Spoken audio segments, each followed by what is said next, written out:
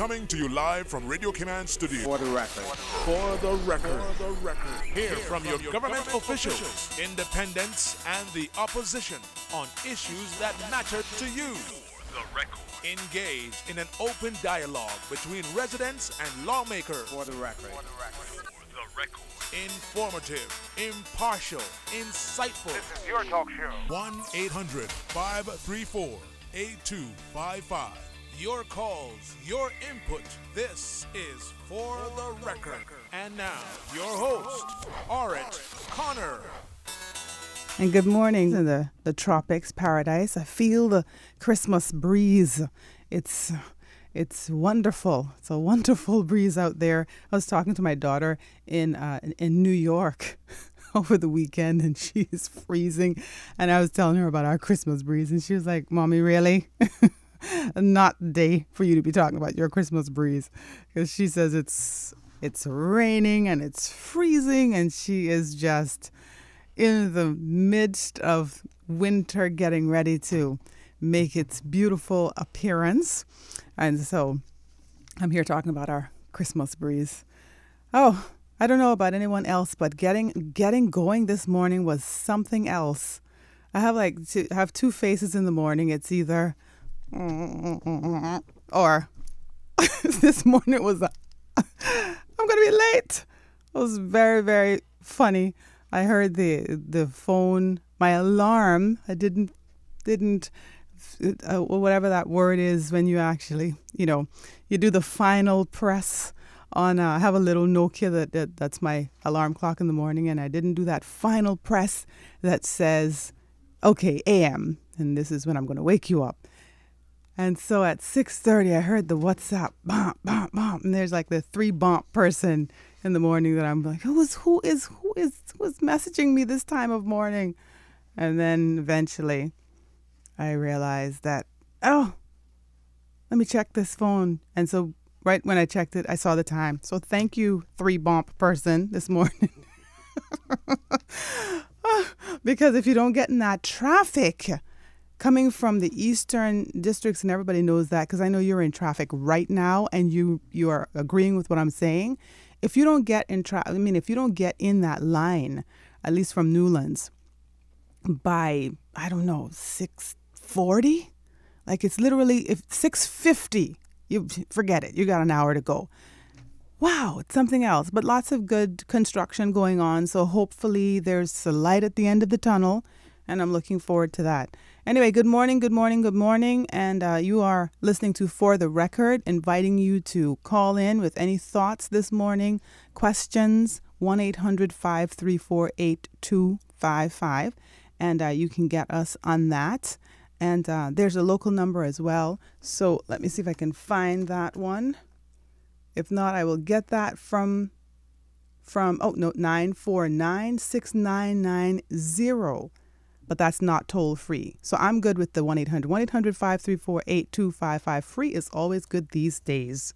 Times are tough. So give us a call. We want to hear from you. So this morning, we have in the studio with us Albert Anderson, who is the CEO of the Cayman Islands Airports Authority. Good morning, Mr. Anderson. Good to see you. You look bright-eyed and bushy-tailed. Are you a better morning person than me? I am not a morning person. I had to get up extra early this morning. So, yeah, take it easy on me. Yeah, no, you look bright. I tell you. So do you have breakfast in the morning? I do. Yeah, You that's do. a very important meal for me, and I make sure I do that every morning. Yeah. With my little cup of fruit. Okay, that's good. See, I can't eat early in the morning. So at this time, I've had nothing yet. Normally, I try to get something warm, like a little tea or something. But this morning I had nothing, but I can't eat in the morning early. No. So it takes me about an hour and a half to get cracking before I'll actually feel like eating. So. And I didn't get to do my little walk this morning. I normally do a 2-mile walk on a Monday morning, but because I had to get up early. Good. You should have done that at 5. I use that as an excuse not to, Exactly. not to do it. 2-mile walk. Wow. I'd be like, hey, go for it. Good job. At about 9.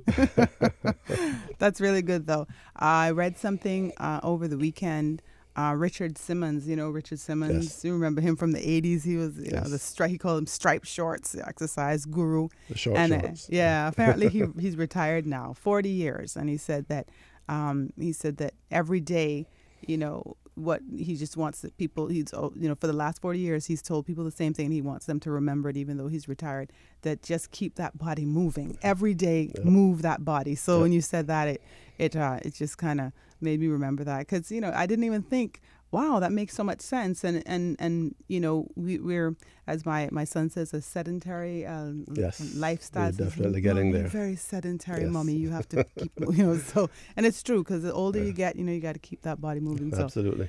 great idea. So there are 2 miles, maybe you could do 2 minutes. 2 miles, 3 mornings a week. That's what I try to do. Okay, that's good. I like riding the bike, so maybe that I could, do Sure. something. But yeah, definitely. So we're here to talk about the Airports Authority. We'll jump right into that in a couple of seconds. I just want to remind people of some things going on. My goodness, Christmas is in the air already. Can you imagine? Fantastic. Where did that time go? I love that time of year. There was a tree lighting over the weekend. So the famous Cayman Bay's, tree that they have in the middle of their the paseo was lit up, and every year it's something different. So thousands were there, and so the kids are ready for Santa. I saw some pictures on Facebook that they're already waiting for Santa. Yes. There were some Santa pictures over the weekend. And the Christmas breeze is cooling up. I stepped out of my house this morning. It was colder outside. Yeah. So that always reminds me that it's Christmas. Yeah. Like I was saying earlier, when I opened the show, I told my daughter about the Christmas breeze. She lives in New York. She's like, really? Please. Okay, save it. We don't want to hear that. And so a couple things going on. The Rotary Club of Grand Cayman Christmas tree lighting will be on November 26th. So that's this week at 6 p.m. Heroes Square. So it'll be interesting. And go out and support that. Downtown Georgetown will come alive with the holiday showpiece that's been a long-standing tradition in Cayman. The evening features a spectacular tree lighting celebration, a visit by Father Christmas, and songs of the season. So if you want to, if you missed out on the lighting, or you just want to take in as many as you can, because I try to take in as many as I can, because it kind of stretches the season for me, and makes it feel Christmassy. I have Christmas carols in my car going on right now. I started last week. So I've started that. And the singing Christmas tree, everybody knows about that, that we have every year. It's annual. First Assembly of God in Old Crew Road, right there, in the King's one with half a parking lot right now, right? Yes, half a parking lot, but it's beautiful. The tree is lit up, and there are people inside of the tree singing, and there's a whole performance. So it's on November 26th and 27th. You want to go out and make sure that you enjoy that this year, because that's always a lot of fun, and it's very, very enriching, and you get to see a lot of people that and hail up people, because we normally just see them in the grocery stores. At least women. That's who we run into. I see everybody at the grocery stores. Like, that's all we do is shop and eat, to cook. And Cayman Hospice Care, December 1st, Light Up a Life, the Cassia Court, Cayman Bay, 5:30 to 7. Honor and remember loved ones by placing a light in Cassia Court during this community memorial service. Sometimes we forget, that people have lost their loved ones, and Christmas time is a tough time for that. I was thinking about that. I lost my father a couple of weeks ago. Richard Truman Ebanks. People are very familiar with him. And thank you all so much for coming out and supporting. I mean, there were hundreds of people at the funeral, and it was just amazing to see that support and to hear about, the man he was. And, and I was just thinking about him the other day, because I was at the salon, and my last birthday, which is December 2nd, he was with me. So last year we went back to I went to the salon, got my hair done for my birthday, and it was it a Friday? I'm not even sure. And then I went to town, and he and I had lunch together, and we caught up. So we were hanging out, and the salon didn't know it was my birthday. So when I told them they was like, Miss Catherine, it's your birthday. I said, yeah. So when they called me later, they said you left something in the salon. You have to come back.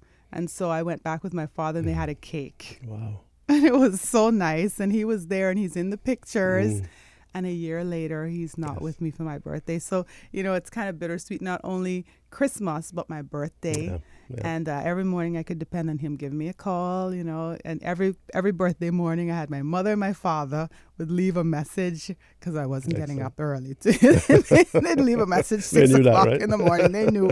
And happy birthday, And it always just felt so good that, both of my parents would be that message, the first people that called me. And that's pretty cool, So, and those of us who, who've already lost parents, you understand exactly what I'm saying. So, Catherine, I'd just like to take the opportunity to offer my condolences on the passing of your father, who I knew quite well, actually, and he worked at the airport for a while. That's right. Yeah. The deepest condolences. Thank you so much. Like I said, the best part about it, I think, is just knowing how he impacted people. Yes. Because, he was really a very unassuming person, like, honestly, very, very private. He wasn't a boisterous person. Yes. He didn't make a lot of fuss. He was just a gentleman, Yes, a real gentleman. Absolutely was. And to hear other people say that, I thought, I'm just so thankful to come from that stock and just be happy for what it was that he's given to me and our story together and all of that. So thank you so much.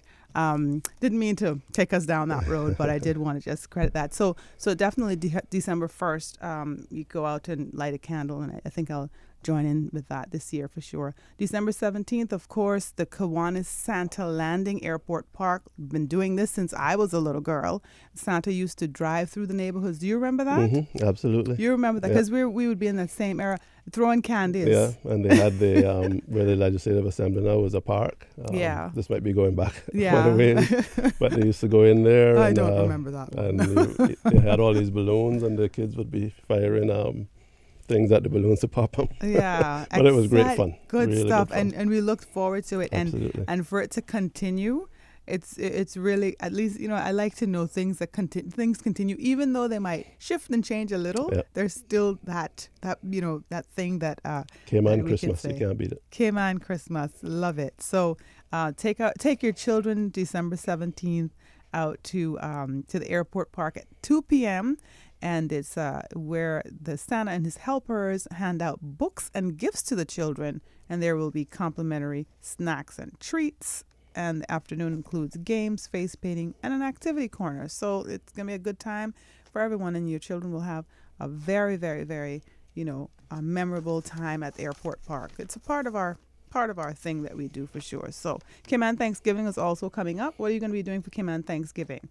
You're having people over? Cayman Thanksgiving, no plans. I'm just getting into that because it's a new thing, as you know. Right. And over the years, I've never really been one to celebrate Thanksgiving, U.S. style. Right. But yeah, we'll see what happens this weekend. Yeah, so that's the Sunday then. We're supposed to go to church because it's a tradition, and also have someone over to your house for lunch, or go to someone's house or something. Some churches actually have lunch, but I think it's interesting because the week before is American Thanksgiving, and so or the weekend of it. So I think it's something that, like you said, it's new. It is new. 3 years or 4 years and or something. I actually, on American Thanksgiving, I have a board meeting that day, so okay, it's work basically. Yeah, but I have both. I have the American Thanksgiving and the Cayman Thanksgiving. Well done. my family, because we've lived in the States too for years, but my family will either do it on the Thursday or the weekend. Right. So we end up having food the whole weekend and then the following one. So, but that's the time for the festivities. That's where the 2 mile walk comes in. Afterwards. Get that on your schedule for sure. You do it every day then. Exactly. And then the New Year's resolutions start and all the rest of it. So yeah, great time though. Mm-hmm. Great time, and especially a time to get in contact with your loved ones and to bring them close, and remember that's what the season is about. Yep. Yeah. And it starts from there and goes all the way through January. Yeah. For sure. Yeah. I said I for the last few years, my children are grown-ups now, so it's a little harder to to get them stuff, and you can get little things. So I said, I'm giving lots of love this Christmas. That's what I'm giving. I've educated people. I paid university bill. I'm broke, so I'll offer you a piece of pie. I'm in the middle of university bills right now, so I know what you mean. So you know exactly what that means. And let me tell you, it's not cheap, but it's worth it. It's worth it, definitely. So good morning, Mr. Anderson, officially again. And we're going to get talking about some of the things that you came to talk about. So you're right in the middle of some serious construction. I know because I just dropped somebody off at the airport, and I was as confused as I could be. Yes, so there's things happening in every direction. And first of all, I just need to apologize to everyone. We're trying to do this as much as possible. We're trying to communicate as much as possible. There's no way we can do this without impacting someone at some point. Yeah, for sure. So we're trying to minimize that as much as possible. But, in between minimizing it, all I can do is apologize and ask you to just bear with us until we get this done. At the end, it'll be fantastic. Well, I want to thank you for apologizing because that definitely means something. We're going to come back and chat about this because that's why you're here. But first, we're going to take a little break. So stay tuned. We'll be back with more For the Record.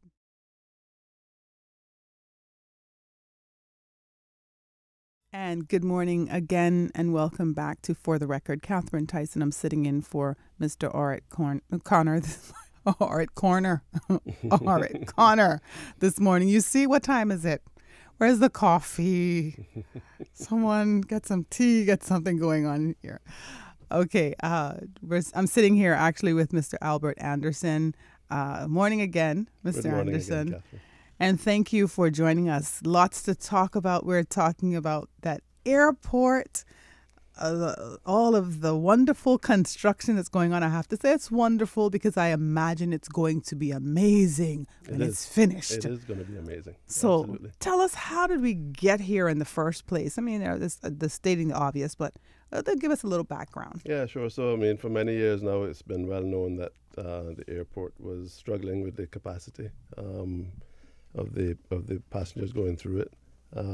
Today, the airport was built in 1984 for a capacity of 500,000 passengers per annum. Okay. Throughput. Today, we're pushing through almost 1.2 million. Wow. Okay. So, it doesn't take a mathematician to calculate that. Right. It's going to be a little bit tight sometimes. Right. So at peak times, which is normally Saturdays and Sundays around midday, it is pretty horrible. You can get especially hectic in the peak season, which is starting up now. So back in 2013, the board at the time started a master plan, hired PwC to do a business case, which included a master plan for the airport, which looks out 20 years. And what that does for us is not only says, okay, you need a new terminal, but it reserves spaces around the airport for future development. So we don't have to do everything today, or we know we won't do everything today, but when we have to do it in 10 years' time, it's already planned and everything is in place for it. So Right. So the 20-year master plan exists, and it called for an expansion of the existing terminal with a reserve space for the future when we need a new terminal. Okay. So the terminal was designed to be almost 3 times the size that it is today. And we've started the work. We went through the whole public, advising the public of what we were doing and getting comments back.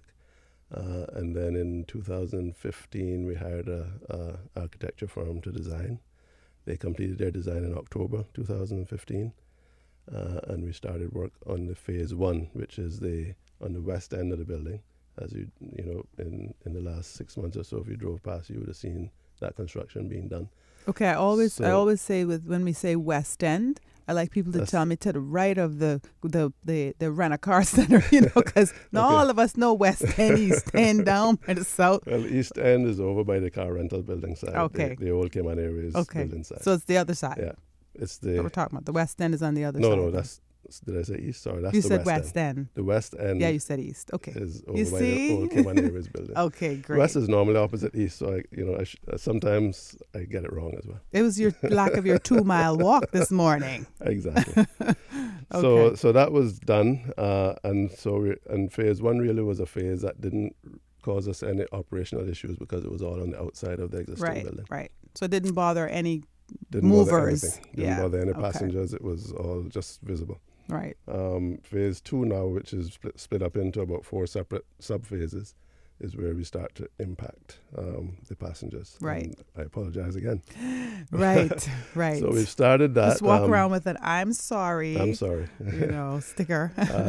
We started that in September, and it started slightly before September actually, and that started with work on the east end of the building, towards the sea, out by the Rubis tanks, and that's going to be the new arrivals area, immigration and customs. Really? Okay.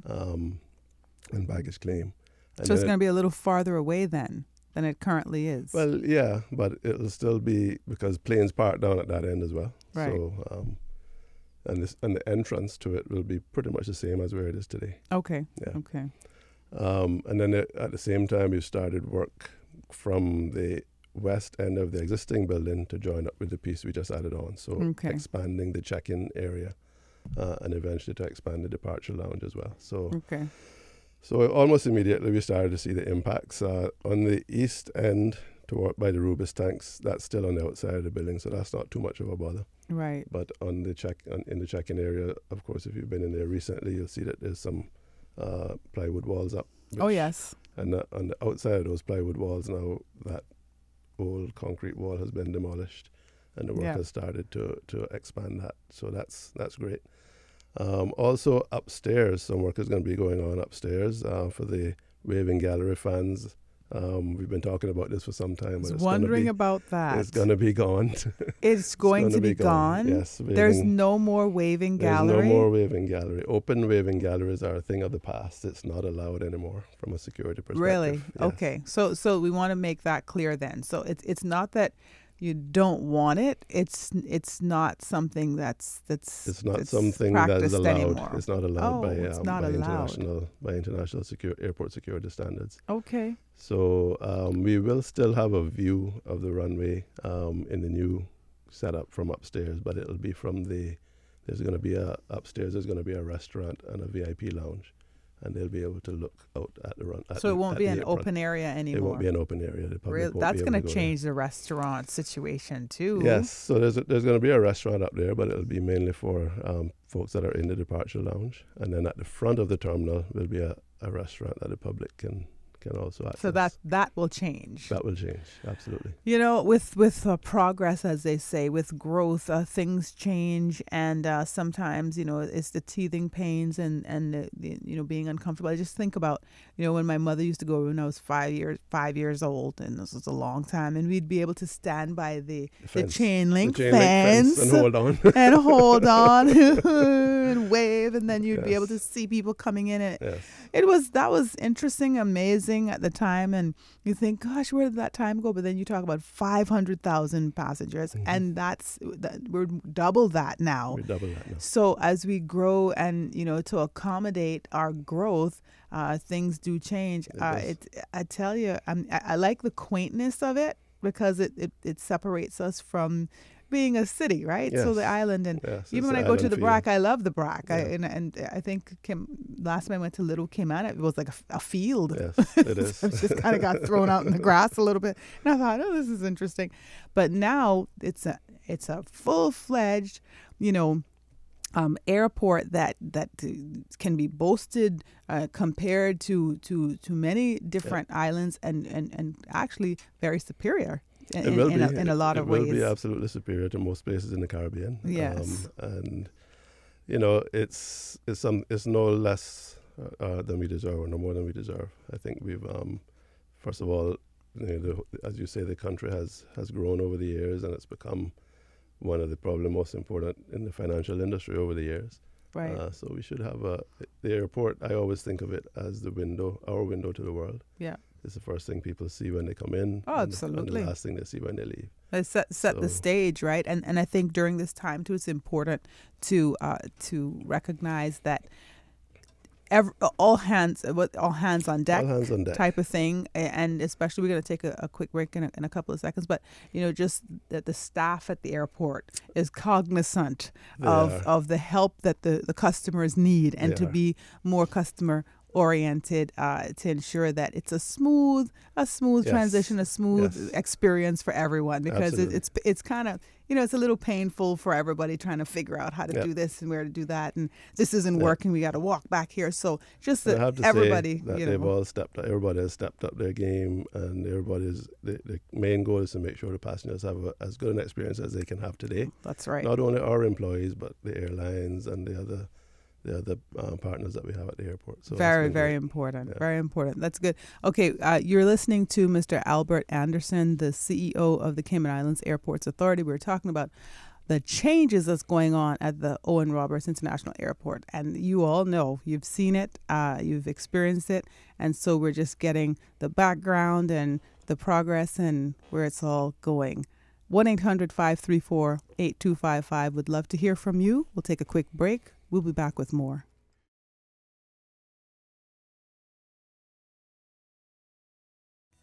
And welcome back to For the Record. Catherine Tyson, I'm sitting in for Mr. Art Connor this morning. And if you've just joined us, I am actually in the studio with Mr. Albert Anderson, who is the CEO of the Cayman Islands Airports Authority. And we're speaking about the airport and all of the wonderful changes that are coming. But with anything, as they make their way towards us, we have to make do. We have to make our little adjustments and feel little pains, just like when a tooth is coming out, a child is cutting teeth. It hurts. They cry, and it's, poor things. You got to put all kinds of we used to put teething powder years ago, and, all kinds of different things to get them comfortable. A little ice. You're freezing the little soothers, right? So you now have to talk to us about the soothers that we need while we wait on this grand project.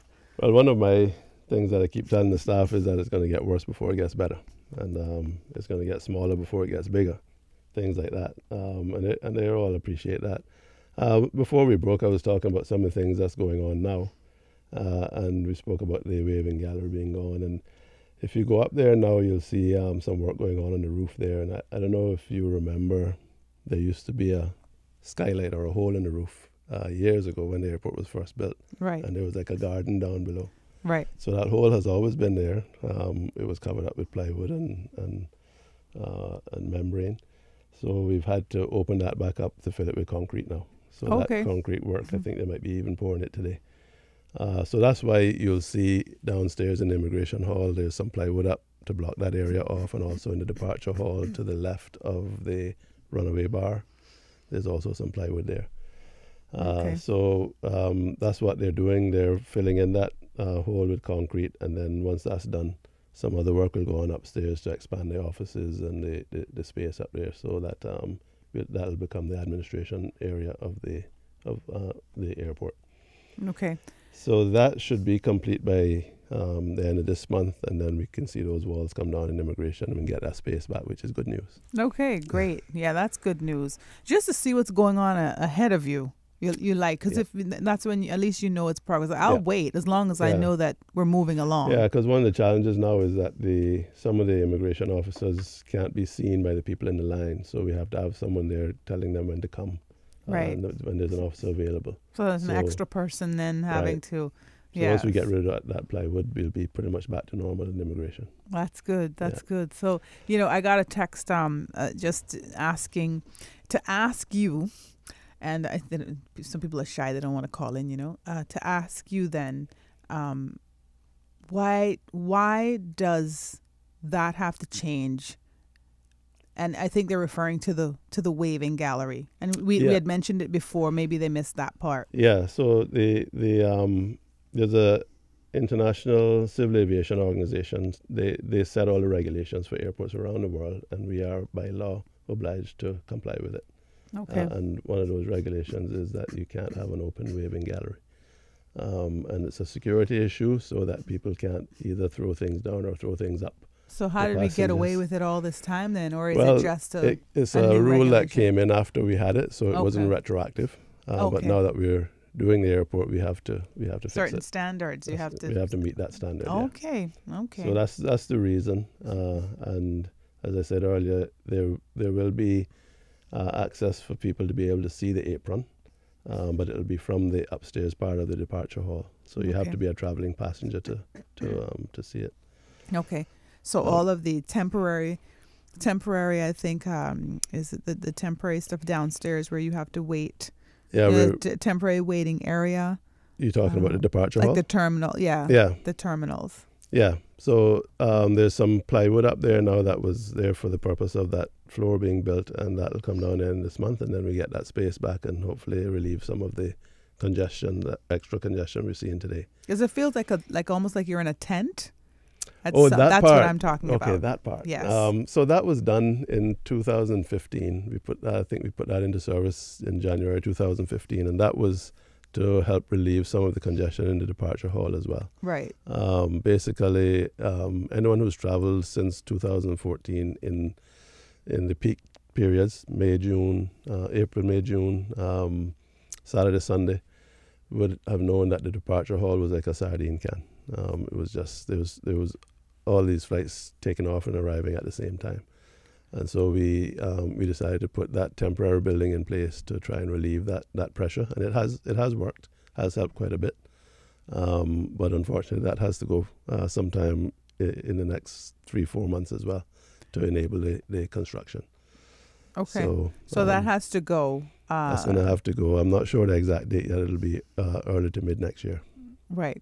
But it'll go in order for it to accommodate something else. For the departure hall to be expanded and, excuse me, sorry. And for the arches on the air side to go in. If you've seen the pictures of the new building, there's some big arches on the front and the back. Okay. So for that arch to go in, we have to move that structure. Okay. Well, that was a very interesting one. I remember anytime I went in there, I just never felt important in that one. It didn't feel official. It's not, it's not great, but it's a lot better than I thought it would have been. Yeah, it's worked out. It's, it in the heat of the day, it's hard to keep it cool because it's not a very efficient structure from that perspective. But it serves its purpose for us. Yeah, definitely. So we kind of encourage people as far as possible stay in the other part if you want to keep cool, and then just come through when you're ready to board. Are you getting a lot of complaints from the general public? Surprisingly not. Well, I don't say surprisingly. I think people understand quite a bit, that this is going to be a little bit painful. So we haven't had a major amount of complaints. As I said to you earlier, we work very closely with the airlines in particular and the other partners at the airport to see, we meet with them every month at least if we don't need to meet more often. Okay. Just to say, okay, this is what we're doing. How can we make this as nice as possible? So we put all our heads together. Come up with ideas, and sometimes they work, sometimes they don't. We dial it back and we do something different. Very dynamic environment right now in terms of making decisions on what we do with certain situations. So it's working well, I think, with all the partners, but there will be some inconvenience. So this is something new for you, right? Yes. To kind of be thrown into this whole thing. How is it that how is it that you fit right into this particular aspects of growth in a very different industry than you're accustomed? Because we're used to hearing your name synonymous with telecoms, right? That's what I Yes. thought. Yes. Yeah. And for many, many years. Yes. So tell us a little bit years. about, how that's a fit for you and how you've managed to, Right. to get through it all. Well, I won't ever claim to be a aviation expert. That is something that I leave to my very learned colleagues at the CIAA. We have some fantastic people there who've done this for a long time, come through the ranks and know exactly what they're doing. So I'm not going to tell any of them how to, how to do the technical part of what they do. What I try to do is guide and pool the very knowledgeable people that we have. And point it in the right direction. Focus a lot more on how we serve our customers, how we increase our revenue, because that's important for the airport. We've been there a long time and it really hasn't earned the kind of revenue that it can do. So we're focusing on that and just trying to get it to be a more of a business-like operation. What does that mean, that it hasn't earned the revenue that it can? Explain that. Well, airports generally, there's two forms of revenue. Say aeronautical revenue, which would be things like the charges to the airlines for using it. It would be things like the taxes or the fees that we charge to passengers. And then there's a non-aeronautical revenue, which would be revenue you get from the retail stores and the not just retail, the other people that do business at the airport. So Right. there's a lot of companies that it's almost like its own little economic environment where you have companies that just do business at the airport. Like what, for instance? Ground handlers is a good example. Okay. You have companies that work for the airlines at the airport and provide services to them. So all this is your revenue then? In most airports around the world, the airport would get a fee from those companies for the privilege of being able to operate at the airport. Okay. And we haven't done that for years. So those are things that we, and not just for ground handlers, but in every aspect of the airport, we're just trying to make sure that the CIA gets the revenue that it should be getting. So the business is making the money, but the CIA I can't say that they're making money. I hope they are. Right. But we have I don't think they're doing it for free. But we have to create an environment where it's, you pay your just due. Right. It's like rental, right? Yeah. You're renting to have a store. Yes. In other words. Okay. You give them access to customers, access to Absolutely. Income, to revenue. And it's a captive customer base, isn't it? So right. They're going to be there. They're going to show up every day. Wow. Lots of things to think about. And the reason I ask those questions is because the general public, we just know that, we buy a ticket and we show up with our bags and we just hope everything is beautiful and we get on our plane and we, that's all we're thinking about. Yep. But there's a whole bigger picture going on, and there's a business, and there's lots of players. Right. And, and the that business make case that happen. we did for, that was done by PwC actually for the airport expansion. One of the key things they noted in that was that in order to sustain whatever we're doing, we need to make sure that we're getting the right amount of revenue from the airport. So. Right. So it's sustainable, because at the end of the day, if you're not, we have to pay for all of this stuff that we're talking about, all of this growth. Oh yes. And so the government is takes care of this, right? So it's the government's bill. Well, the airport is funding this itself. Okay. At this point, we have we charge certain fees for use of the airport, and one of those fees is called a passenger facility charge. Okay. It's $13 per passenger. Below a certain age, I think it's over 2. Okay. Or it might be over 12. I don't know the exact details, but right. So we charge this fee, and that is specifically for airport development. So that those funds cannot be used for anything else. And so we had a bit of a build-up of that amount, and each year we earn somewhere between $6 and $7 million today from that. So that is the funds that are enabling the work that we're doing today. Okay. We have had a commitment from government to inject some $15 million into the whole project. Okay. So that's helping as well. So that leads me to ask this question: how much is all of this going to cost? $55 million. That's not a lot when you think about it. I mean, and the only reason I'm saying that is because when you hear $300 million for this or $200 million for that, $55 million is really, especially when it's something that you're earning money on. So it's revenue. So it's not like you're throwing the money away. Because I imagine this $55 million that's going to, you're going to spend on this project that will end, and you'll give us the date and let us know that. But imagine that. What are some of the what's your projected income then to kind of look at have you thought about that? Because I'm sure you've had to. Yeah, I mean today we're earning the revenue for the airport is in the high 20 millions per annum. Okay. And that's with a throughput of 1.2 million passengers. Okay. Over the 20-year life of the project, we expect to be carrying at the end of the 20 years somewhere in the region of 2.5 million. Okay. That all depends on a number of other things. Right. Hotel room availability. Right. The way Right. that the tourism product It's is all, sold. yeah. So we don't control that. Right. We were a part of it, but we don't control it. So all that has to come together to make this work. And if that kind of doubles up your and revenue, so, yes. so you'll pay for this project in 2 years. If we get to the 2.5 million quickly, yes. Yes. But not too much longer beyond that, based on even if it's 20 million, per year. So it's not going to be too much longer that you'll pay back, this money that's spent. So yeah, we're not going to borrow to do this. Hopefully we're back up and running. I think we'll take a quick break now. Yes, we'll take a quick break, see if we can recover from that, and we'll be back with more For the Record.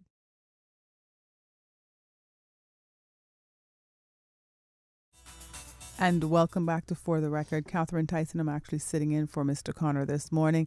And I'll tell you what, I didn't have my coffee, but that jolt there woke me right up.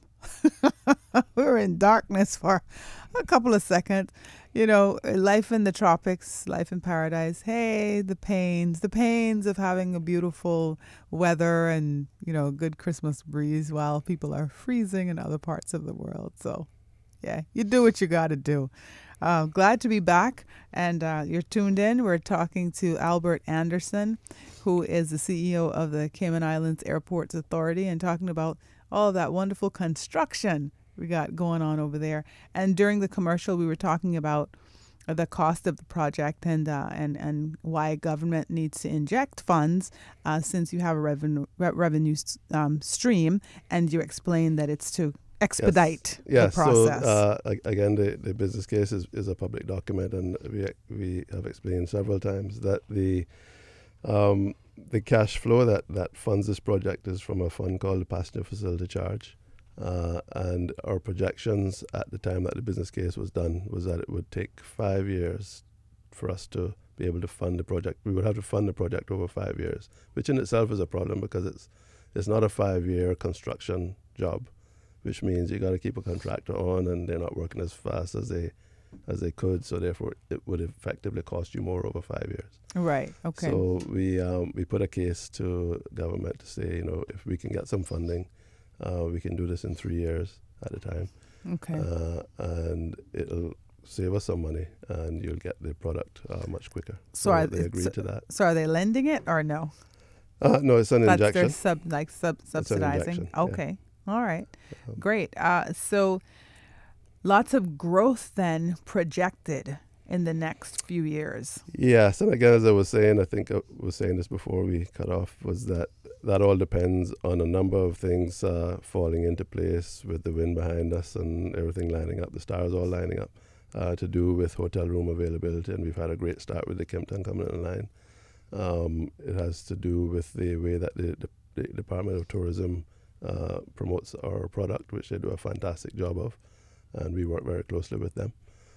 So if all that lines up, and we sort of plan our development around that as well, then yes, the building is designed to be able to handle 2.5 million passengers a year. Okay. And we expect that would take us to 2032 at least.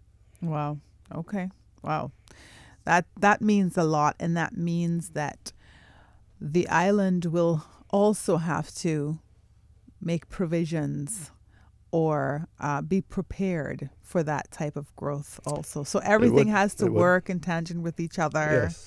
Yes. And I could also say that, we've also in the business case, we spoke about some trigger events. So if things happen quicker, I don't know, you get 10 new Kimptons for some reason.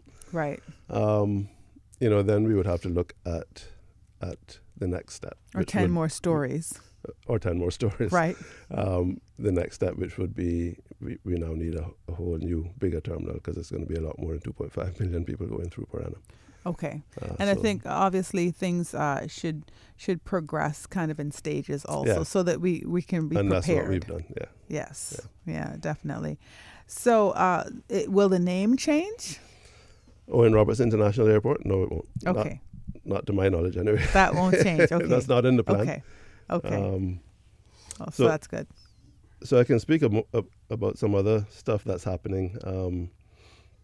I mentioned earlier that we were doing some work on the east end of the building, which is over by the Rubis tanks. First of all, the Rubis tanks are going to be moving. Okay. By January next year, they'll be gone. And a new fuel facility is going to be built in the back of Andy's car rental. Okay. So for a while, they're going to be trucking fuel to the airport until that's built. And then when it's built, the fuel facility will be there. Okay. And so why does that work better then, for it to not be actually where it's located? It's not that it works better, it's just that proximity. We need the space. And the reason we need the space is, number one, one of our car parks is going to extend into that space. The car park that was at the east end of the building will now be that much further over. Okay. And also we're going to do a separate project to expand the apron so that we can park more aircraft. Oh, okay. So this sounds like there'll be a couple of 2-mile walks in the morning. It most certainly will. When you get to work. Yes. I think that you're trying to accommodate your 2-mile walk. I walk at work, yes. I hope your employees will be happy with you. Well, we'll be a fit company, a very healthy company. Well, we definitely will get out of our sedentary lifestyle, as my son loves to tell me. Mommy, you have a sedentary lifestyle. You need to get up and move more. So we'll definitely be that'll be taken care of at that point. And all these projections, tell us the time frame of that. Well, the whole project is scheduled to be complete last quarter of 2018. Okay. It has slipped a little bit from the original, which should have been the third quarter. We have had a bit of a delay in ordering a new baggage carousel system, which is it's on the departure side as well as on the arrival side. So because of that, and to prevent an even longer delay, we had to readjust the sequence in which we're doing things. Okay. So we've done some of that. We're still trying to nail down some other parts of that. But the projection now is that it'll be in the last quarter of 2018. Okay. In the meantime, there's going to be the work that's going on the east side now. I'll just talk about some of the impacts that are coming up. We're going to eventually get to the point, and that'll be possibly in January, maybe slightly before, that the main baggage carousel on arrivals against that east wall is going to have to come out so that they can join that into the new construction. Okay. And then we're going to create something, another smaller carousel on the right of the other one that's there. Okay. If you understood all that. Right, yeah. So I hear there's going to be another baggage carousel. That's what I heard. Yeah, but it's going to be a lot smaller. So okay. We won't be able to handle we will be able to handle the capacity that comes in. It just won't be as nice as it is today. Oh, okay. It'll be a little bit more hectic. There'll be more people sort of taking bags off and stacking them up in a space. And that it's going to be a little more hectic for a while? Yeah, while we get that east side completed. All right. So get prepared for that is what I hear you saying. Get prepared for that, and I apologize again. Before it happens. I'm sorry. Okay. You'll see some. So you just get a sticker that says, I apologize I'll put it on my forehead, for any inconvenience. There's some road works. If you go to the airport today, you'll see some works going on around the east end of the staff car park. And there's a couple of things happening there. One is they've created a road that the trucks can use, the construction truck vehicles, so that they don't have to drive through the airport. So that's going out the back behind Andy's car rental. That's one thing. And then we're also creating a taxi parking zone there, or staging zone for taxis. Okay. So they'll be a little bit further away from the airport, and they'll come in when they're ready to do pickups. So that's what's going on that side. Okay. With all of this progress, all of this work, is there, I guess, I'm thinking there should be more jobs created too. Yeah. I suspect. Have you thought about that? Yes, yeah. We have. We expect that there will, both within the CIAA and also possibly with companies like the ground handlers and the concessionaires and all the other little economic community around the airport. Right. Yeah. Yeah, definitely. It sounds so, and so that's good. I mean, I feel good about that. Just in terms of, I mean, clearly I'm thinking about my Caymanian people too, and with all of this, good growth, that it would be very, very, very good thing if we can get some jobs out of it, and people can get employed, stay employed. We're going to take a quick break, but you will stay with me. Sure. Yes, you're hearing the voice of Albert Anderson, the CEO for the Cayman Islands Airports Authority, and we'll be back with more For the Record.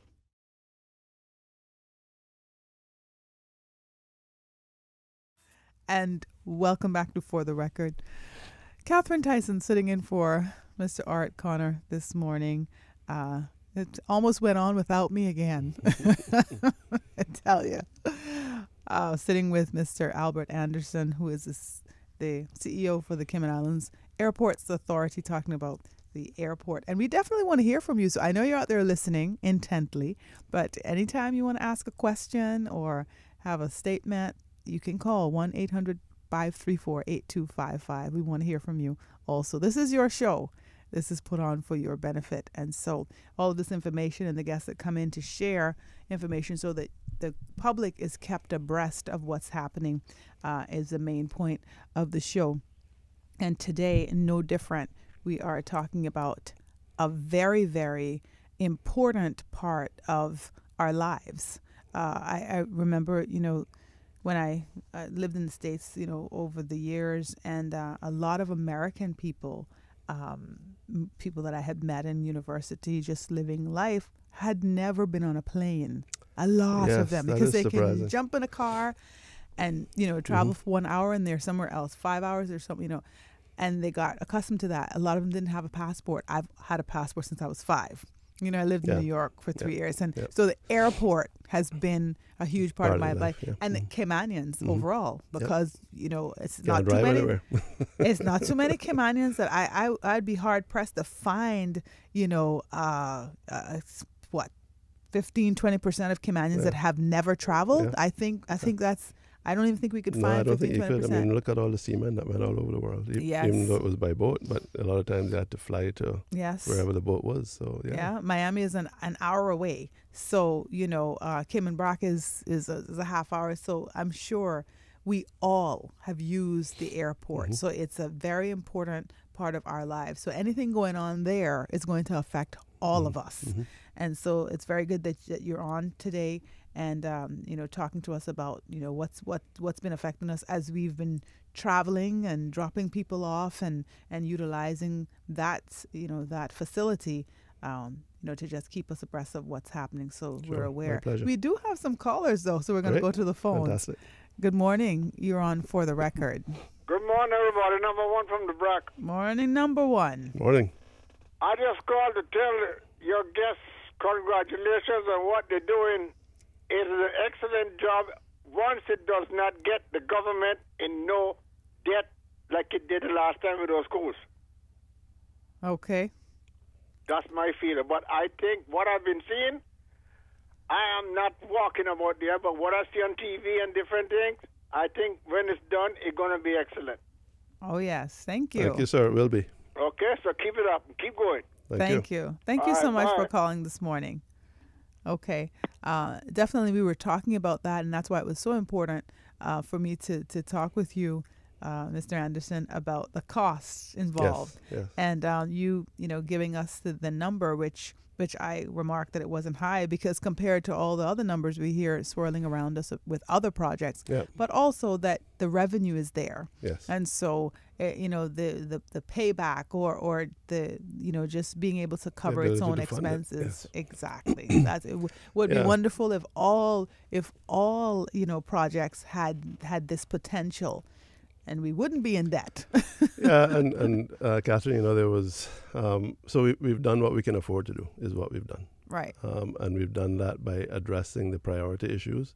We could have done a much more elaborate airport with all the amenities that elaborate airports have. But we've done what we can afford to do. Yes.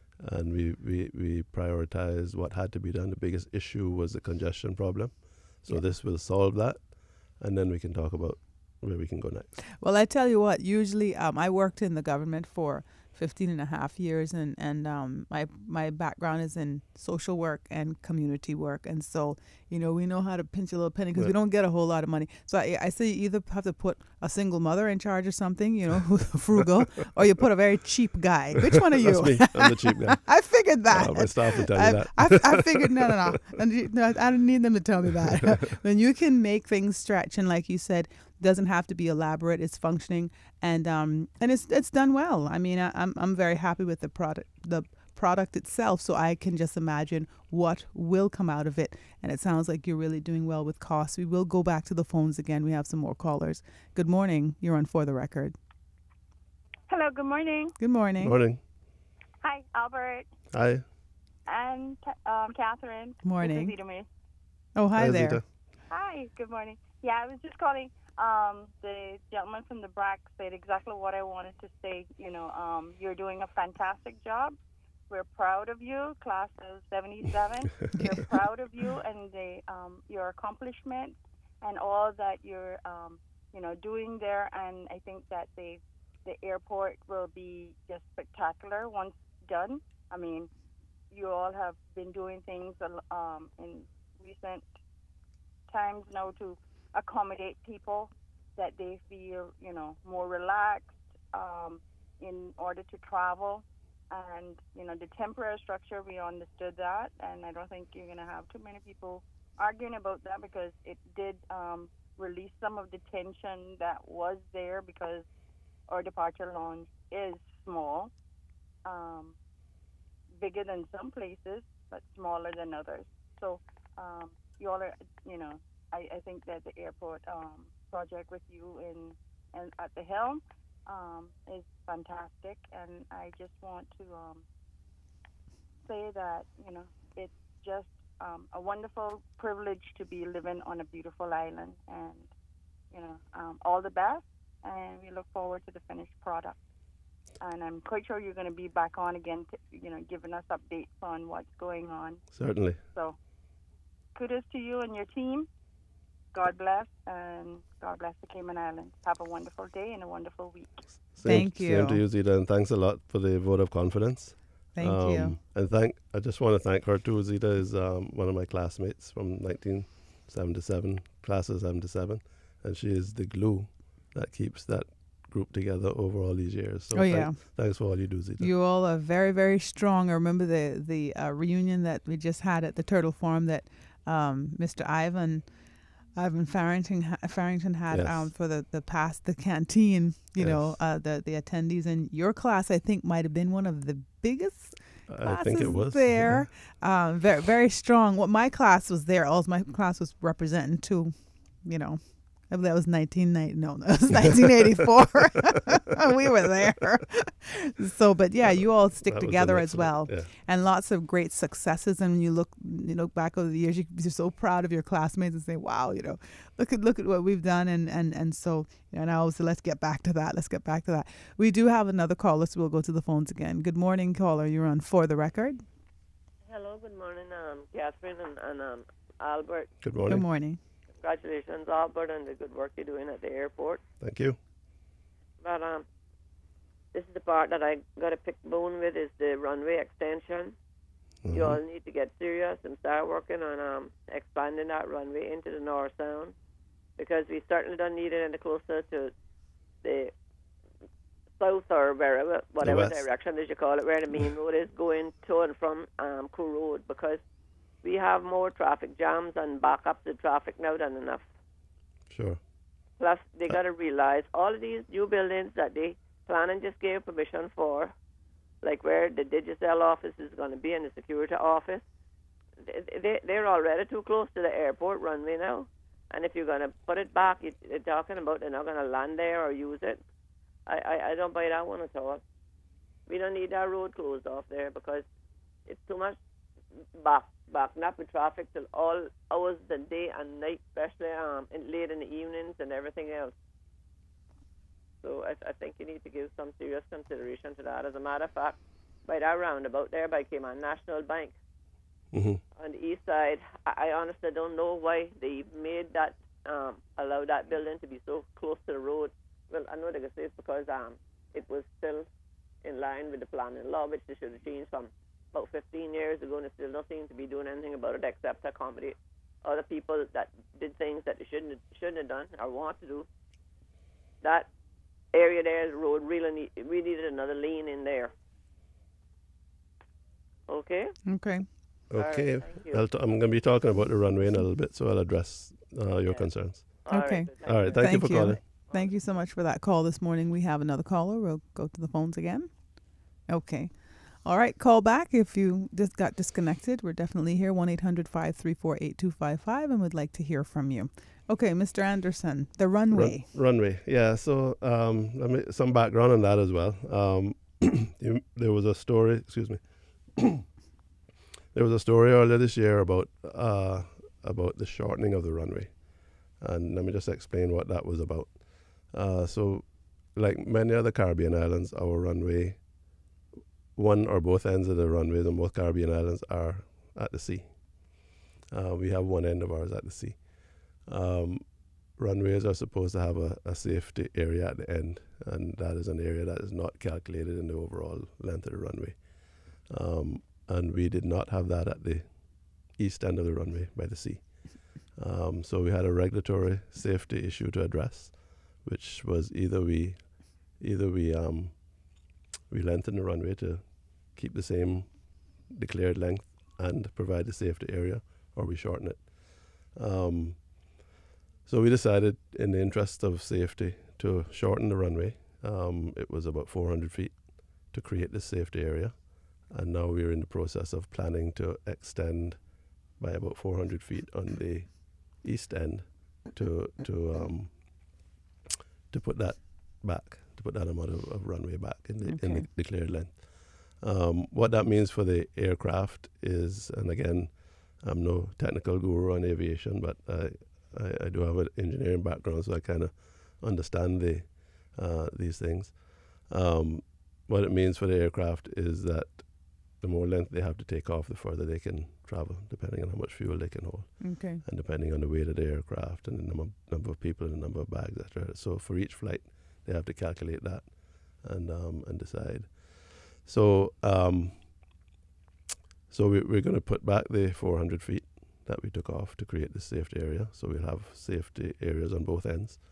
We're also looking at the possibility of extending just a little bit further out towards the fence, not to close the road, just to give a little bit more takeoff length that perhaps you can get to the west coast, maybe, depending on the type of aircraft. Right. That's not something we've decided yet. We need to do the design, understand the costs, and then we can make a decision on whether that can be done or not. Okay. In addition to that, we have to strengthen the existing runway, which means putting another layer of tarmac on the top of it. Okay. And that is to accommodate the 777, which British Airways is now flying in. It's a much bigger, much heavier aircraft. We had an analysis done on our existing runway, and the result of that was that aircraft, at the frequency that it arrives in Cayman, will be okay for 2 years, but we have to do this. So that piece of work is being planned right now. And then finally, there's a piece of work to expand the apron so that we can park more aircraft, and also park the 777 properly straight in. As those of you who go to the airport when that's in, you can see that it's parked at an angle, and that's a whole other reason that I won't get into right now. But it's all to do with safety. Okay. So those are some projects that we're in the stage now of preparing an RFP to go out to designers to design it. Then we'll understand the cost, and then we'll build as we can. Okay. All right. We're going to take a quick break, but we'll be back to finish up our discussion about what's happening over at the airport. We didn't think we'd be able to do all of it. You were scared at the time. Time flies when you're having fun. I said, you know what? I'm going to hold on to him this whole show. I'm not sitting here by myself. But thank you. Lots of great information, and we will definitely continue the discussion if you'd like to be a part of it or weigh in on it. Any questions? 1-800-534-8255. Please give us a call. We'll be back with more For the Record.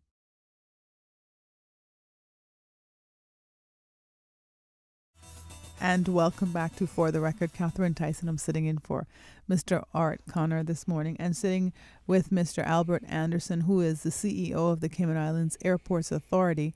And if you've just tuned in, we've lots of great information. I think the show airs on government TV, and you can get it on YouTube at some point, probably this week. So if you're interested in knowing what's happening over at the airport, all of the changes, all of the construction, where it's going, what's happening, well, you would have wanted to listen to the show. So definitely go, look it up on YouTube, or look out for it on the government station. I think it'll be playing a couple of times this week. A couple of people tell me that they've seen it. So for sure, lots of good information. We do have a caller on the phone, so we'll go to the phones. Good morning, caller. You're on For the Record. Yes, good morning. Good morning. To you Morning. and your guests. Just calling to two questions. The extension in the runway on the east side, would it be in effect to all of the boats in the marinas and Newlands? The second question is, you all be doing a lot more research on the security at the airport as the expansion and things finish and stuff. You all be doing more better security and stuff because you got bigger planes and flying from Europe and stuff. Okay, thank you. Okay, thank you. Thanks for the question. As far as the runway to the east, if we were to go to the east, and there's no concrete plans to do that at this point, yes, all of that will come into the equation because the yacht club, sailing club, they operate on a point of land that's almost in line with the runway, and so we would have to make sure that whatever we do doesn't affect that, and also that they wouldn't have any impact on the airport operations, because there's some restrictions there in terms of heights and traffic around the runway, and from a security perspective as well. So yeah, you're quite right. All of that would have to be looked at to see how far out we could go and how much we could do without impacting that area. Right. Okay. All right. So couple of questions. Sorry, he had another question about security. So I spoke a little bit earlier about security with respect to the waving gallery. Everything we do has to meet International Civil Aviation Organization recommendations or stipulations. And security is one of those things. So as we expand, we are regulated by a group called Air Safety International. I think I'm missing a word there, but in the UK that regulates the overseas territories from aviation security perspective and safety. Safety is handled locally by civil aviation, but from a security perspective, they regulate us directly. And they are very much involved in what we're doing and ensuring that we meet all the international regulations, both now, during the construction, and after the construction. Okay. So all that is certainly following the proper guidelines. Yeah. So there's I guess the system where you have to be up to standard, and they inspect, and so Yes. there's that whole. Yeah, they come in every year and inspect. They just left in July actually. But on top of that, as we do go through this construction, things change. Workmen have to be in areas that normally they wouldn't be allowed in. Right. And we have to manage that, and they have to ensure that we're doing that properly. Right. Because if you don't pass in particular areas, then that can affect business as usual, right? Yes. And travel absolutely. and make people a lot more uncomfortable. Yes. Yeah. So there's the bigger picture there. That's the big picture. Yes. Yeah. So sometimes the kind of processes behind the scenes, people have no idea about. Nobody would see it, but it's not only the ASSI that regulates us as well. Because we fly into the U.S. and we're a last point of departure into the U.S., we also get audited by the TSA. Right. So in fact, sometime soon they're going to be coming in. Right. We have to meet their requirements as well. Right. So we get a double whammy. Yeah. Because it's kind of it's a trust system too, right? So it's saying that we're trusting that when you meet these standards, that we know that whatever is coming from this country They is have going to be comfortable with it. Yeah. Exactly, because and if people can appreciate this when we travel and we see how sometimes we go through a lot quicker than another country, those are some of the reasons. Yeah. So we can't have the benefits of it and not have to live with the standards. The standards, yes. Yes. Yeah. So it makes it easier when we're traveling and all the rest of it. So we can't complain then and say we want to cut corners in certain areas, because then that will affect us getting searched and all the rest. Things that happen quite one of the quite a bit. challenges we have actually is because most of our passengers are American tourists.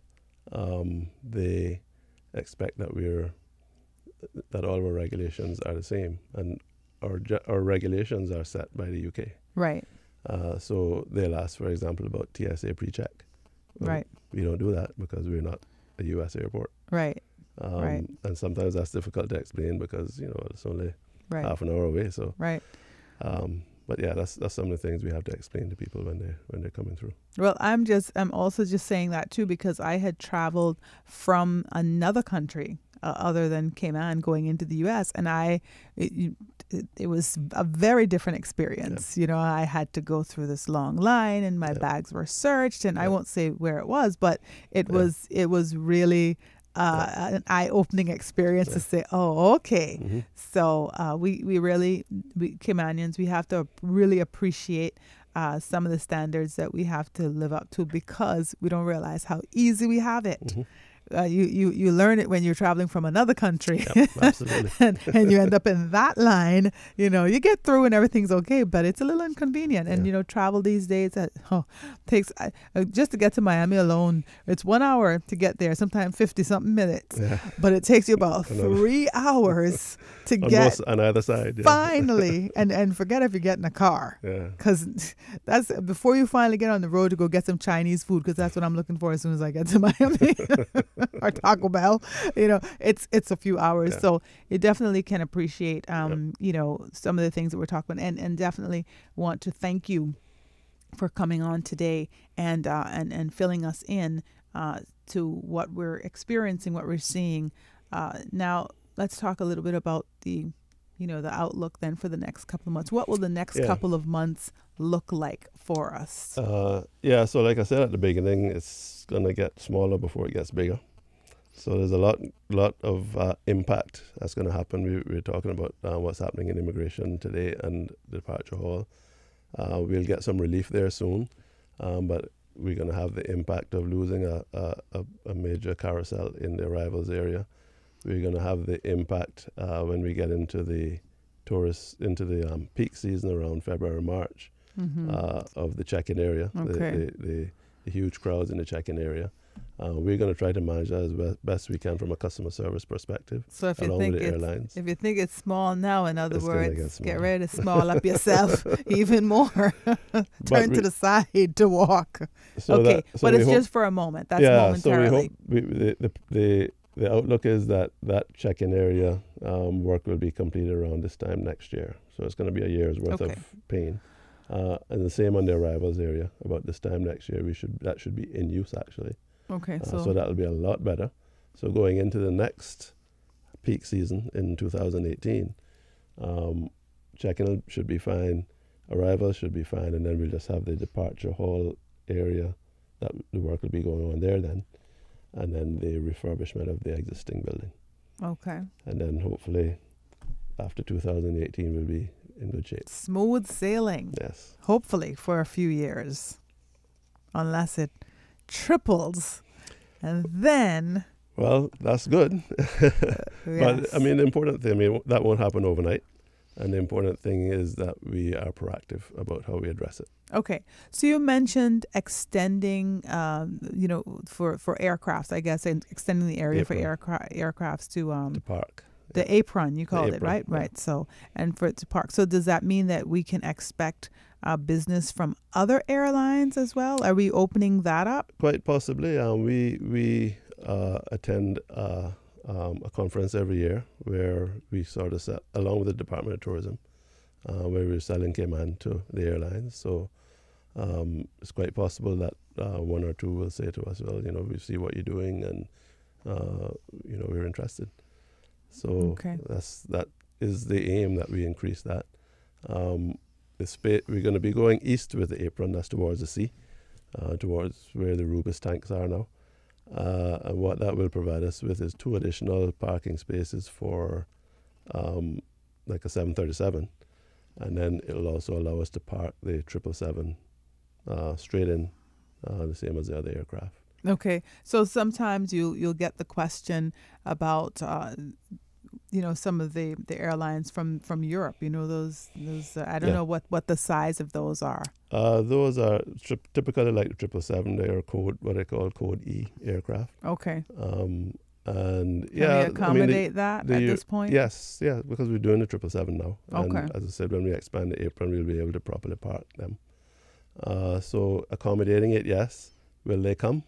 That's a question. It's down to the partnership between us, for example, and the Department of Tourism, and are they attacking that market, for want of a better word? Maybe attacking isn't the right word. Yeah. But are they looking to increase visitors from Europe?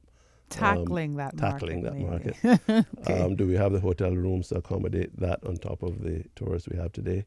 Again, the stars have to line up before we'll pull the trigger on that. But there are a lot of considerations from that end, because it's such a long it's a long trip. It's a long flight. For instance, I remember when I went to Italy a few years ago, and that's Cayman, and that's probably like 10 years. We call it the other day, and I ended up going with a family. I went to Switzerland and we drove to Italy, to the beach. So we drove from Switzerland for like 3-4 hours, and we were in Italy, and it was like Rimini or something. I didn't even know about this part, and this family goes to vacation in Rimini every year for the summer. And so I was on the beach with 5,000 people next to me, and they were smiling, and I was looking like, poor you. If you saw Cayman, the sand was dirty. I mean, to me, it was like, not dirty, but it was like this dark sand, and the water was freezing, and it was just like we were literally like sitting next to each other like cattle. Yeah.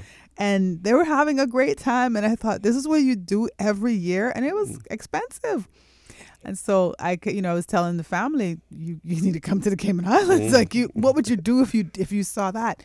But I think it's the consideration of being able to drive 4 hours and you're there versus taking Switzerland, taking a flight to London, and then taking that 10-hour trek to here. So I think it sounds simple, but it's not as simple, and cost then. So it'll be not only the travel, but the cost for a family. We're constantly in discussion or asking the question of British Airways and companies like Virgin, and the DOT is involved in this as well. Right. And they haven't given any indication that they're ready yet. Yeah, it's a lot of considerations. And from the day that they say we're ready, it takes them quite a while to get it into their schedule and get going. So that gives us time to do what we got to do. Yeah, because it's about the bottom line. It's about the money too, right? Yeah. So if it's cheaper to fly someone from one part of Europe to London, and they're able to make that money, and you got 1,000 passengers versus maybe 10 that want to come to the Cayman Islands, they're not going to run that aircraft. Yeah. So it takes all of that into consideration, and like you said, we have to be ready for it as well. We do have another caller on the phone, so we'll go back to the lines. Good morning, caller. You're on For the Record. Yeah, good morning, Miss Catherine, and good morning to your guest. Good morning. Good morning. You're speaking about the airport, and I think, if we look at the airport, how it is now, yes, there has been some improvement in the buildings in the side, but the runway, I think, it is not any more capable to be expanded anywhere. If you want to expand it to the water, that will be damaging to the environment.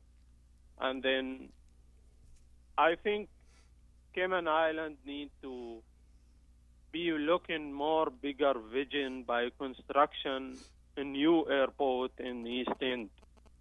I think this is the future, because the buildings in Georgetown is gonna go higher. They're gonna allow higher buildings, and it's not really gonna be beneficial to this island to keep using this airport. I think the future is gonna happen that Cayman Island gonna be constructing a new or building a new airport, and I think the suitable open space and the wide land in East End or North Side area between East End North Side, I think this vision should be part of every government coming, not this one or the one after. Or I mean, this should be the vision of the government who think really for the future. Because today we have traffic in the roads, and nobody is thinking about building bridge, but in the future it will become necessity of life. So we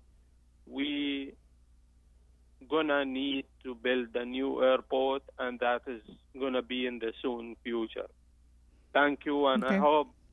I hope this idea go to the head of those who gonna be next government. Thank you. Thank you so Thank you, much sir. for that call this morning.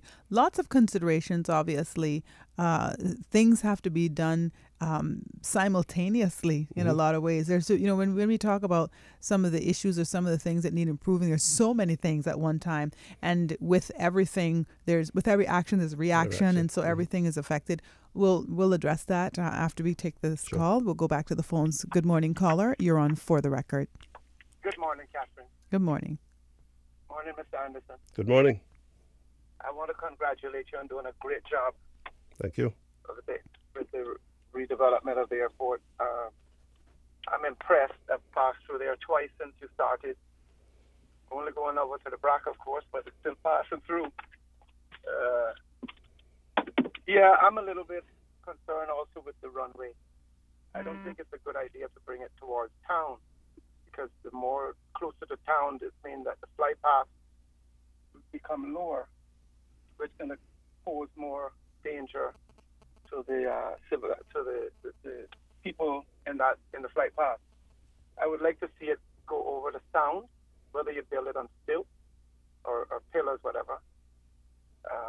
I think that would be a great idea. I am concerned too about the long run, the extended runway. We really need to extend the runway. I know China has built their runway, the airport runway, completely over the ocean. Right. I don't see, even though it takes a lot of money, Mm-hmm. the idea that Ahmed speak about put it in somewhere else, that's a lot of money. It is. We don't have the financial capabilities at the moment. So I think we're best to try to improve what we have now and try to make it work.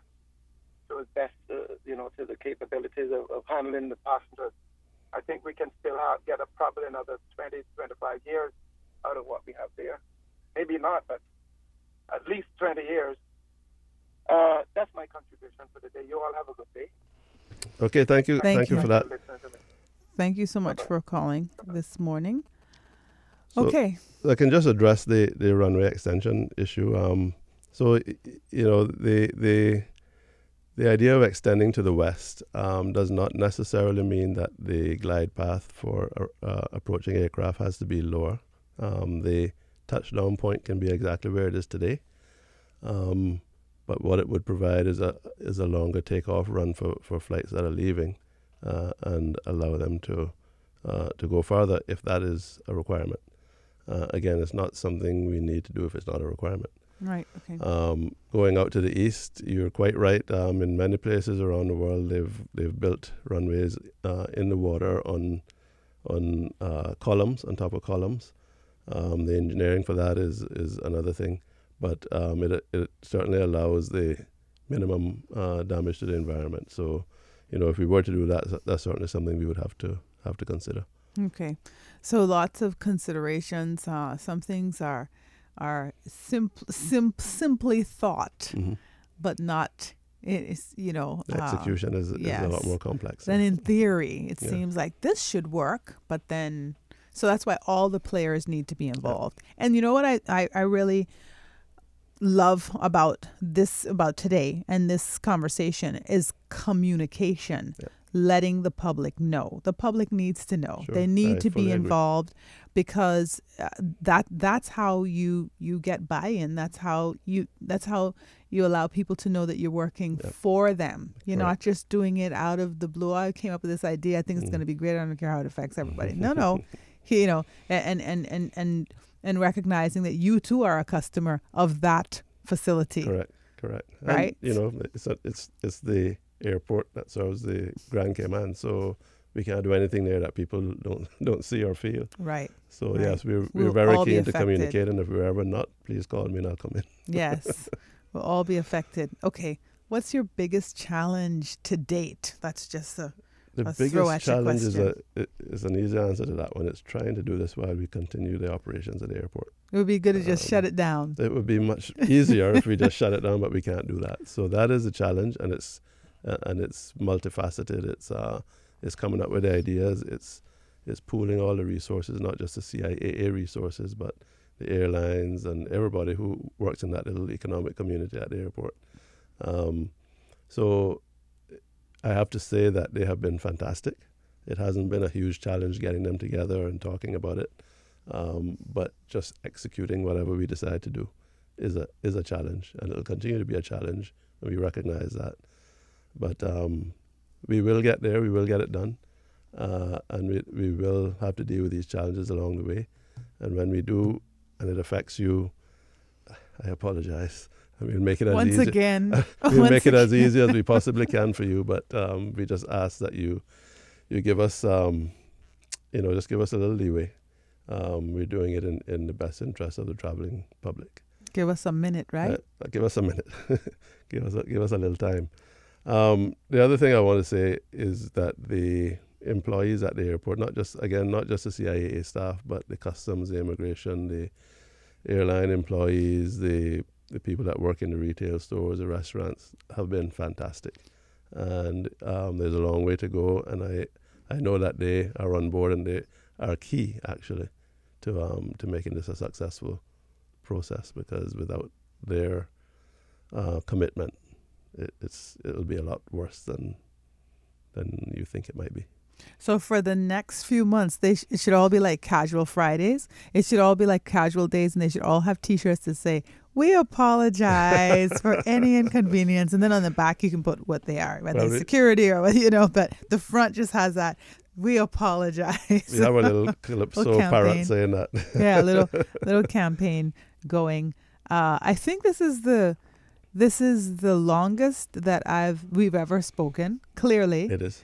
And I meet so many people in this arena, whether it's on the radio or interviewing them for something in the paper or on the television. And we see each other, we know each other. Everybody knows me somewhere, but we've never really talked. So this has been very, very, very enlightening, and it's been a pleasure to come in this morning after kicking and screaming that I had to get up, and to sit down and really have a very candid conversation about something that does affect all of us. And we've had lots of calls this morning that mirrored the same sentiments, and that was thanking you and, basically applauding your efforts and what you're doing. So that's a good thing, because some mornings we sit in here and we don't get that. If you listen to For the Record, you don't get that every day. So Mr. Albert Anderson, seems like you're doing a good job. We are proud of you. Thank you for working for us, because essentially you're working for the general public. We can never forget that. That's right, and making things easy for us, because that's who you're doing it for at the end of the day. Absolutely. But thank you, Catherine. It's you're right. It's the first time we've had this long a conversation, and you're very engaging. And you asked all the right questions, and the pleasure was all mine. So anytime you want me to come back, I'm ready. It sounds good. I say the same thing whenever they're ready for me to come back. They just give me an email or a call. Thank you so much for tuning in this morning. You were listening to Mr. Stuart Anderson, who is the CEO of the Cayman Islands Airports Authority. And you know, as we've been traveling the last few months, and you know, whether we're traveling or just utilizing the facility, you've seen the changes and you're wondering what's the changes, because I think sometime earlier this year or last year, we had a discussion with the government over the changes, and they had the sketch and they were telling us all kinds of things about it. But now to actually see it and to be a part of it, you know, it's a little painful and it's a little interesting. So it's really good to be able to have this discussion this morning and to know that there is a light at the end of the tunnel, that it might get a little smaller as it expands before it gets bigger, but it will be okay. So just be on board. Just a little quick thing before you go. One of the most enlightening discussions that I had with a staff member the other day. This was a security officer who said, you know, Mr. Albert, we've heard about this for many, many years. Right. And to see it actually coming out of the ground now means a lot to me. Yes. And that meant the world to me. I mean, clearly they are engaged in the process and to just be a part of it. Improve, and be a part of the change. Because I do remember actually looking at sketches and hearing what it was going to look like and having no idea, because I'm not technical at all. So to now see it and to try to understand that discussion and to see that, okay, so this is all growth, this is all progress. So it'll be a little uncomfortable right now, but it's all for the better, you know, for the better good. And it's exciting. And I'm proud of it being Cayman. And it's not an expensive project. So I want the general public to know that. That's why I asked those questions, because, you know, being frugal, being economical in these times, making the best of the dollar is the way to go. Absolutely. You know, as I know one thing growing up with you know, my grandmother, my mother, very, very careful with that dollar, you know, and if we didn't have to spend two, we didn't spend two. Correct. And we were fine not spending two. So I think everything in moderation is good. And at the end of it, to be up to standard, because we do have a standard to maintain. We're the Cayman Islands, and you know, we're a beautiful place, and we want to ensure that continues, and we're a beautiful spot for people to stop into. So thank you so much for tuning in this morning, and for all of your callers. Thank you so much for calling in and asking your questions, very pointed questions and very relevant, as well as your statements. And I wish everyone a great morning in Cayman. Be careful as you navigate towards work today, or you're at work, and just keep smiling and keep taking care of yourself and taking care of one another. And Mr. Connor should be up with you tomorrow morning, 7:30. So please tune in to Wednesday, 7:30. He will be back with you. Unless they give me a call. Thank you so much for tuning in, and thank you again, Mr. Anderson, for joining me this morning. Thank you, and thanks to the listening public. Take care, and tune in to For the Record on Wednesday. Informative, impartial, insightful. This is your talk show. 1-800-534-8255. Your calls, your input. This is For the Record.